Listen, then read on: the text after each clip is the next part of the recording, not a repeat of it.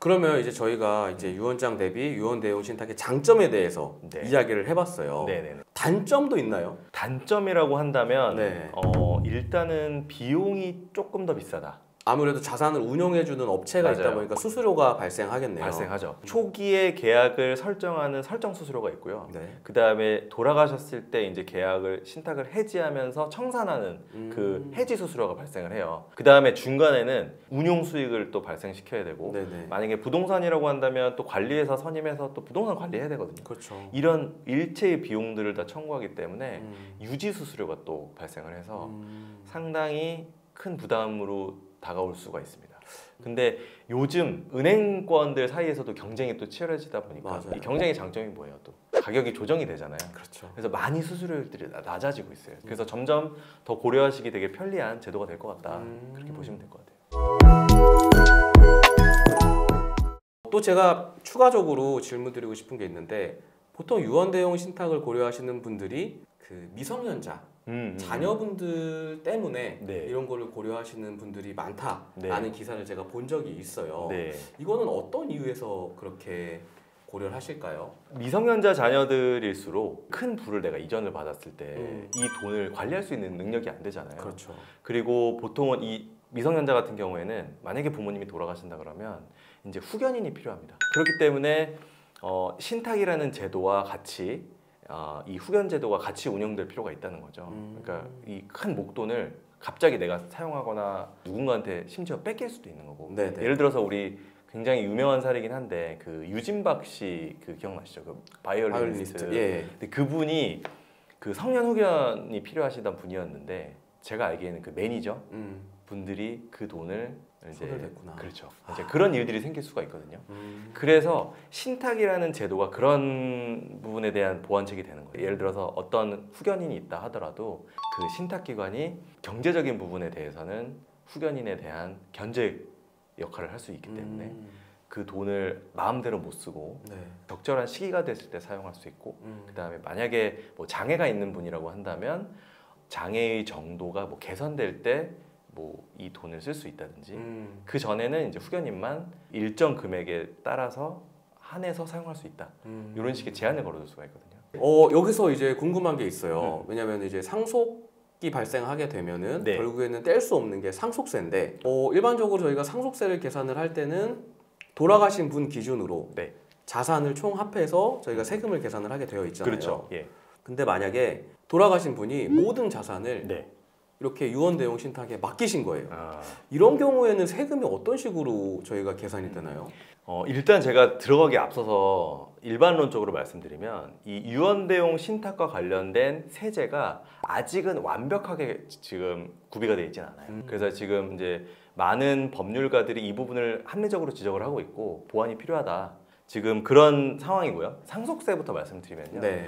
신탁 재산에서 발생하는 수익권 개념. 그러니까 수익권이라는 거는 그 신탁 재산으로부터 향유하는 권리잖아요. 네네. 그 수익권을 기준으로 과세를 합니다. 상속세는 이제 그런 식으로 처리가 되고, 만약에 내가 지금 10억짜리 부동산을 은행에다가 신탁을 한다. 네. 그러면은 이거 양도소득세 같은 거 발생하느냐, 내지는 뭐 증여세 같은 거 발생하느냐, 이제 이런 것들이 궁금할 수 있는데, 일단은 양도세는 부과하지 않아요. 왜냐면은 이게 실제로 부의 유상 이전이라고 보느냐, 그게 아니라는 거죠. 왜냐면 내 재산인데 뭔가 특별한 신탁 목적 하에 소유권을 넘겨놓는 것에 불과하기 때문에 양도세는 부과하지 않는다. 네. 그리고 마찬가지 이론에서 증여세도 부과하지 않는다. 네. 왜냐면 이건 증여한 게 아니니까. 그죠? 맡겨놓은 것에 불과하기 때문에.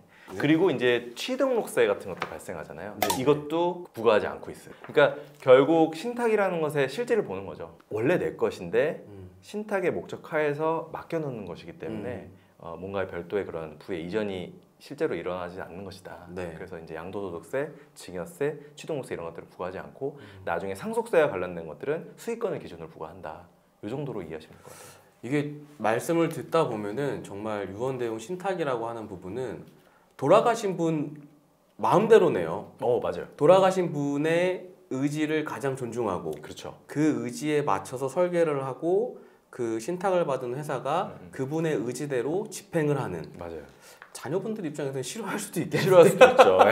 빨리 내가 다 알아서 네. 쓰고 싶은데. 나도 다 컸는데 제가 신탁이라는 단어를 처음 접한 부분은 뭐 어떤 부분이었냐면 예전에 다주택자분들이 네. 종부세를 회피하기 위해서 본인의 주택을 신탁회사에 맞아요. 맡긴다 네네네. 라는 이러한 기사들이 굉장히 많이 나왔던 맞아요. 시기가 있었습니다. 네. 이거 관련해서도 설명해 주시면 좋을 것 같아요. 그러니까 이 신탁과 관련된 세제 자체가 완벽하게 구비되어 있지 못한 딱 단적인 사례 같아요. 그러니까 신탁을 통해서 절세할 수 있다, 종부세를 절세할 수 있다, 이런 정말 파격적인 그런 뭐 신문 기사들도 많이 봤을 거고 네네. 실제로 이게 법정 다툼까지 간 적들이 꽤 있거든요. 그래서 최근에 2022년에 종부세와 관련된 신탁으로 이제 조세를 회피하려는 거 아니었냐, 이런 문제가 판단이 된 사례가 있었어요. 그래서 아주 간단하게 말씀드리면 이 종부세라는 건 고가 부동산 갖고 있는 사람들한테 내라는 세금이잖아요. 그렇죠. 이 부동산을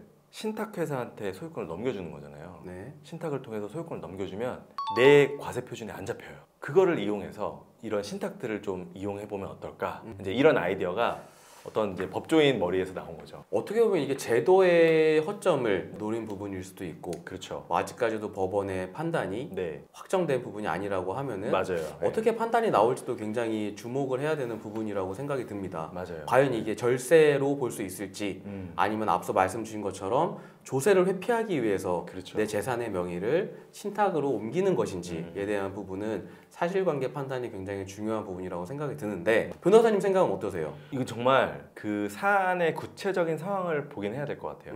이리적으로 신탁을 통한 이런 절세는 다 네. 조세 회피다 이렇게 단정 지을 수도 없고 그 신탁 계약의 내용을 구체적으로 보고 제대로 신탁의 기능을 수행하는지 그러기 위해서 설정한 계약인지 이런 것들을 따져서 그 조세 회피 목적도 판단해야 된다.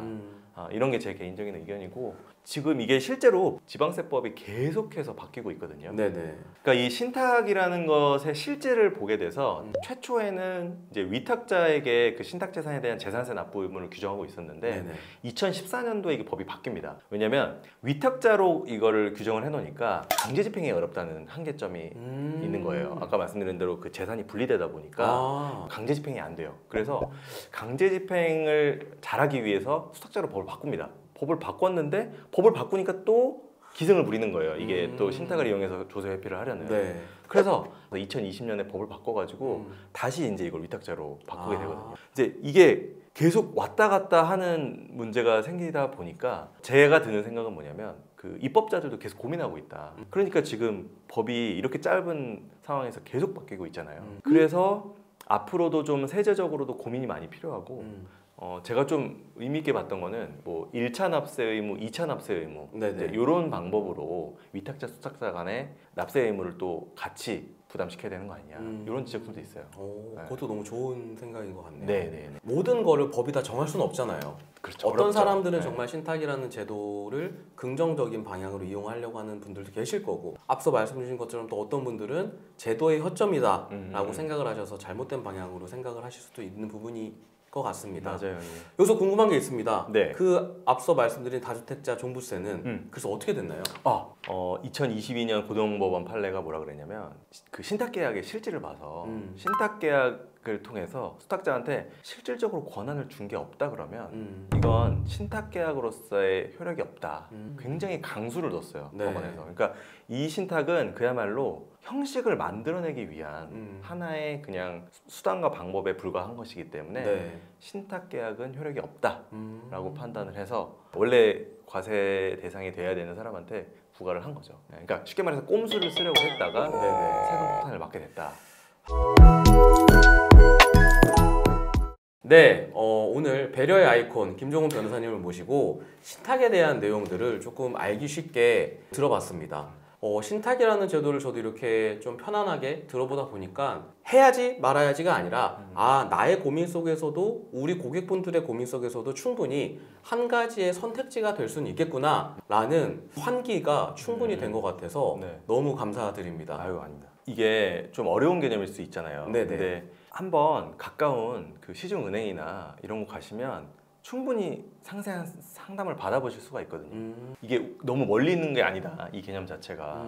너무 무서워하지 마시고 상담을 한번 받아보시면 내가 실제로 어느 정도 비용에 효과적으로 이용할 수 있는 제도다 이런 걸 알 수 있으시니까 주저없이 한번 문을 두들겨 보시는 게 어떨까라는 생각입니다. 네, 맞습니다. 이게 결국 우리의 세금을 아끼기 위해서는 저희가 세금에 대한 관심도 중요하지만 직접 찾아갈 수 있는 용기가 굉장히 많이 필요한 것 같습니다. 여러분들께서도 꼭 상담 받아보시고 절세하시기를 바라겠습니다. 오늘 영상도 유익하셨다면 구독, 좋아요. 부탁드립니다. 감사합니다.